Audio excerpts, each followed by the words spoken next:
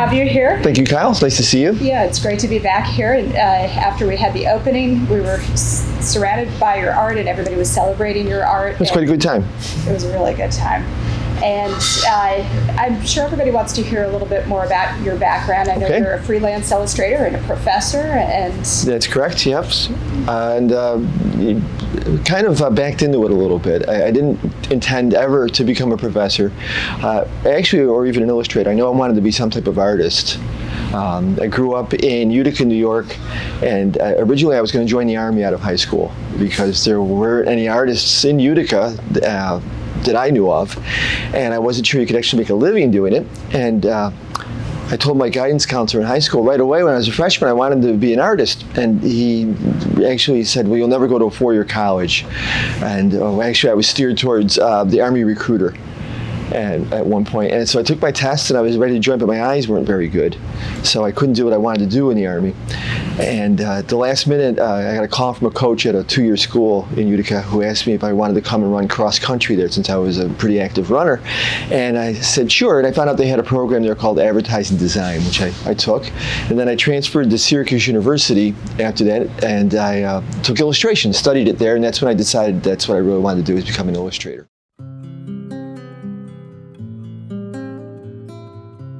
I realized once, I remember going to a local store. It was owned by a gentleman named George O'Connell, and it was O'Connell's Grocery, and he had these funny pictures of himself that were in the store that said, George says buy this is a good buy. And I looked at it, I go, wow, those are really nice. I said, Mr. O'Connell was a very friendly gentleman, and he said, oh, a friend of mine who's a cartoonist did that.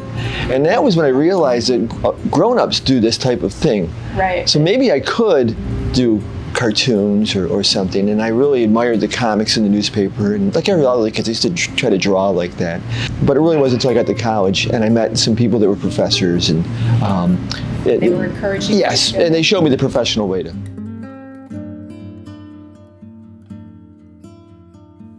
It just seemed kind of a natural thing. I mean, I've always been really attracted to paintings. I always enjoyed going to the museums. Since I was a kid, there was a very nice museum in Utica, Munson Williams Proctor Institute, which had a very good collection. And I would go and see. They had a few pieces by Edward Hopper. They had some Sargents. Yeah, beautiful work, and I really identified with that. And I used to see some scenes, and I would think I'd like to try to paint that, but I really didn't know how to paint. And then later on, when I started to become a professor, I kind of backed into that too. I ended up becoming a professor. They asked me if I could teach painting, and I of course said yes. And then I figured out how to paint. Yeah. And then I started learning how to do it, like watercolor. They said, can you teach it? And I said, sure. And I bought a book on basic watercolor technique and a set of watercolors, and I started doing it. And then I funny direction to take you. Yeah, I really do enjoy it quite a bit.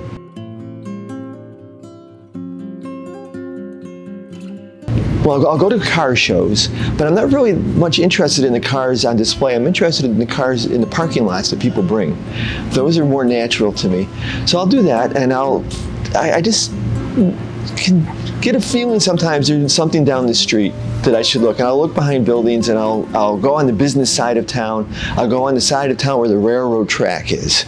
And that's usually where shops are, and car lots, and places where people have parked an old car or an old truck. And rural roads, I'll look in certain spots. Just kind of gotten used to where they'll be. Yeah, and then I'll go there. Like they're telling a story to you in some kind of way. I'm fascinated that your streets are always very quiet. It's almost like the cars or the trucks have come to life, have a life of their own, and while everybody else is sleeping still.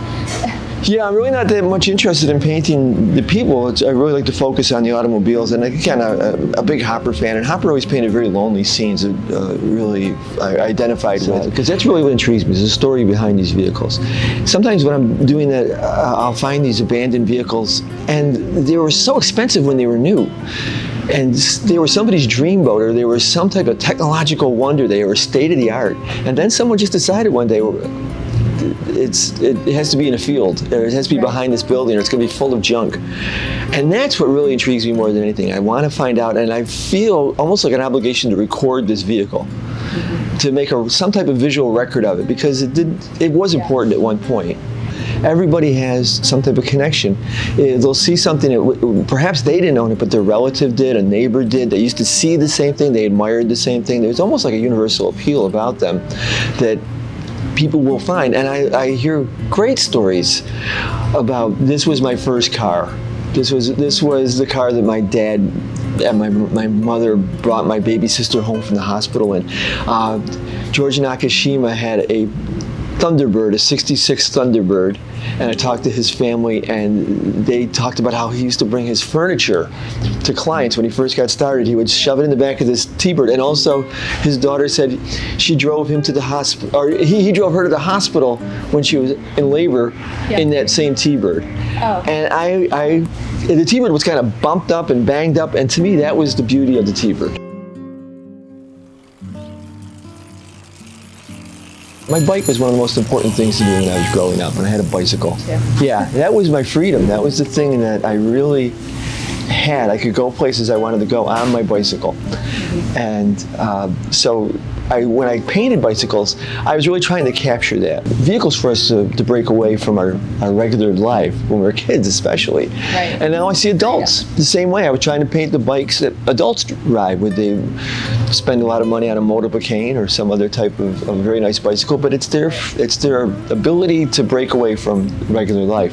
So that's what I was trying to capture with that. I was just fascinated with the fact too that bicycles are still pretty much the same technology that they were 100 years ago. And the same thing with trains. I did trains as well. I was always fascinated that trains were still riding on two rails and going up and down grades. Now the motivation for them has changed from steam to diesel and electric, but they're still the same type of thing. And I just even they did it right from the beginning. Exactly, yeah. And even coming here, coming up 295, a train was going over the overpasses. I was on the highway and I saw the oil cars and the box cars go by, and I just think that's such a classic thing. My father had a train set when he was a kid, a Lionel, and it was box cars and oil cars and a locomotive. And I really, really enjoy that. And you mentioned diners. That's also something I just always loved. Diners. I love the look of them. I like the history of them. And as a very small child, I remember my brother and I got to sit with my father at the counter. We were on a family vacation trip to the Thousand Islands, and we went to a diner. It was kind of crowded, and I'm one of five. So my mother and my sisters, my three sisters, sat in the booth, and my brother and I had to sit at the counter with my dad, and it was fantastic.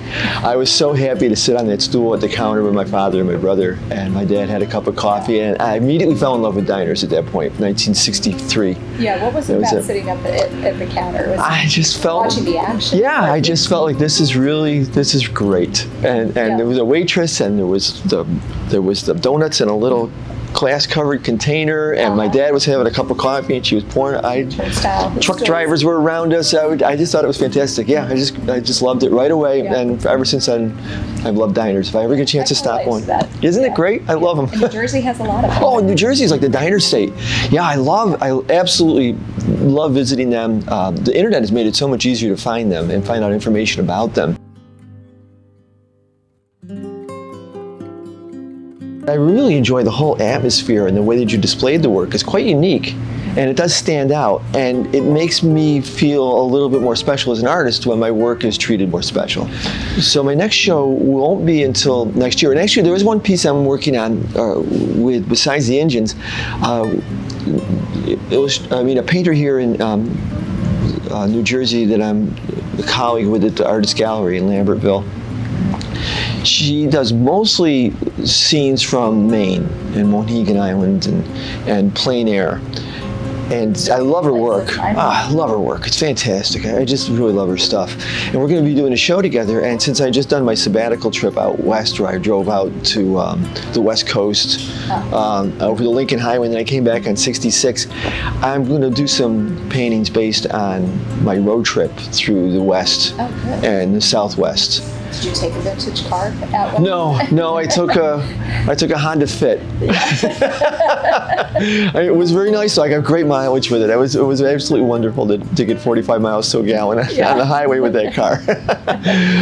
But I did 8,000 miles, and I mostly did back roads. And anytime it said truck route, or business route, that's the way I went. I got off of the interstates and I went on those back roads. So now I just have to decide what I'm going to paint. So I've got those engines and I've got the stuff from my road trip. I've got to sort through a lot of things and figure out what I'm going to spend my time on. Pleasure having you here. Oh, thanks. I feel Thank you so much. Our viewers are getting to know you better, and Thank you.